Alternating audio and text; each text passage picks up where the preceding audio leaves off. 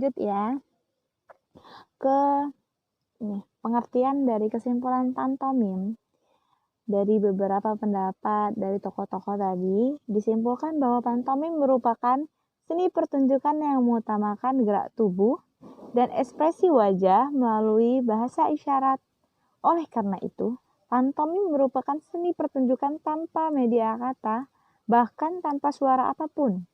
Kekuatannya bukan pada kata-kata, tetapi gerak dan ekspresi tubuh yang penuh dengan makna. Di sini ada perkembangan seni pantomim. Bentuk awal seni pantomim masih dapat ditelusuri melalui Pileika, sebuah pertunjukan peran jenaka yang mengangkat tema kehidupan yang nyata dan mitologi yang berkembang di kawasan Sparta dan Dorian. Pameran dalam pertunjukan ini tidak saja berpakaian aneh, tapi juga menutupi wajah mereka dengan topeng yang terbuka hanya pada bagian mulut mereka. Dalam perkembangannya, seni pantomim semakin dikenal di dunia, terutama melalui industri film bisu. Berbagai bentuk ekspresi dan gerak terbaru dikembangkan dengan serius pada tahun 1990-an. Tahun 1927, dia menguasai seni pantomim seperti Charlie Chaplin pada tahun 1889 sampai 1977. Dia dari Amerika Serikat. Chaplin mulai populer ketika muncul dalam film The Trap atau Si Gelandangan pada tahun 1915. Ia memainkan tokoh yang kurang gizi, pucat, kerdil, yang mengenakan topi kecil, jas sesak, celana kedodoran, dan sepatu yang terlalu besar. Ketika berjalan, ia selalu kesulitan mengangkat kaki karena sepatunya tidak pas. Sebagai gelandangan, ia tak pernah lepas dari tongkat dan kaos tangan putihnya. Karakter Chaplin ini merupakan simbolis kemiskinan.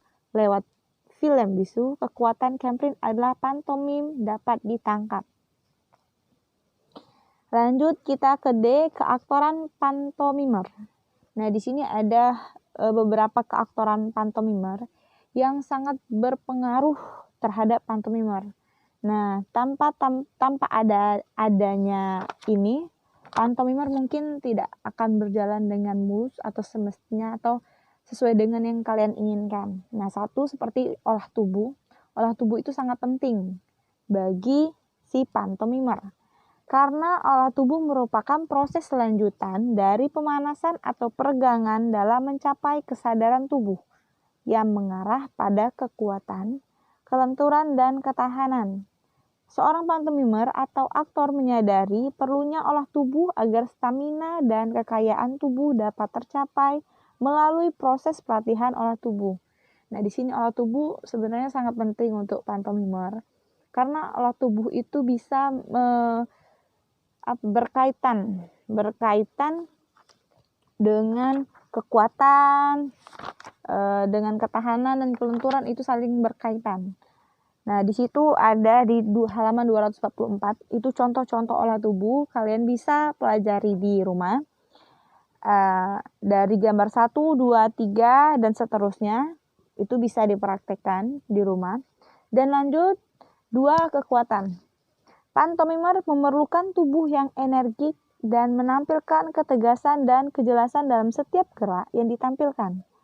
Permainan gerakan itu menunjukkan penonjolan pada masing-masing bagian tubuh. Oleh karena itu, perlu adanya kekuatan di setiap bagian tubuh.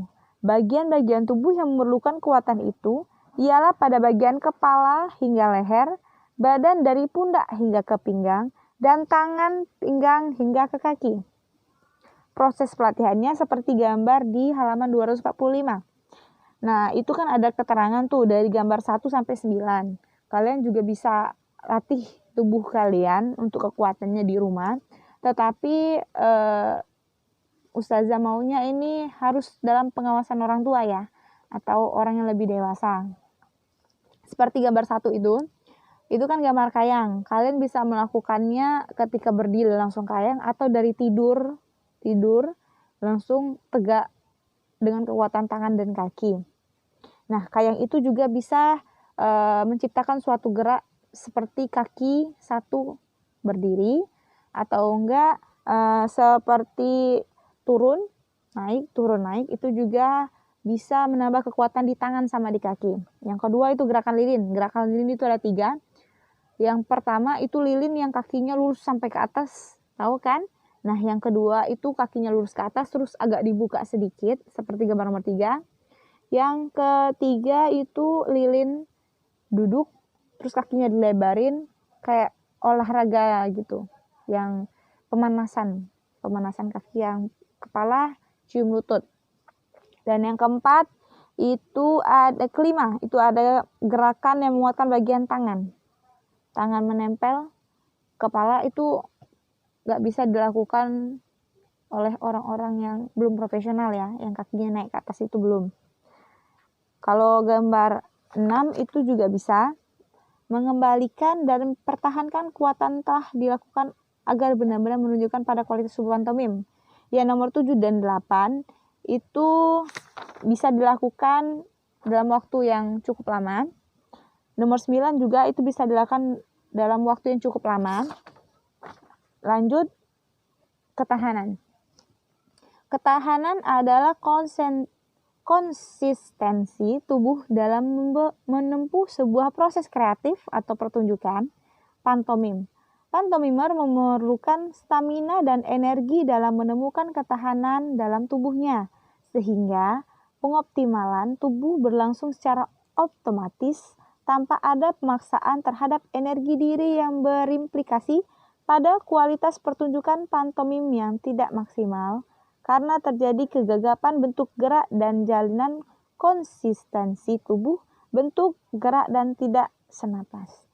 Maka, bekal utama bagi pantomimer dan aktor adalah konsentrasi. Nah, konsentrasi itu sangat perlu ya di pantomimer ini ya. Lanjut, 4, kelenturan. Kelenturan adalah proses pencapaian tubuh maksimal sehingga menempuh batas elastisitas. Kelenturan tidak hanya terletak pada kepiawaian menari, aerobik, dan berjoget.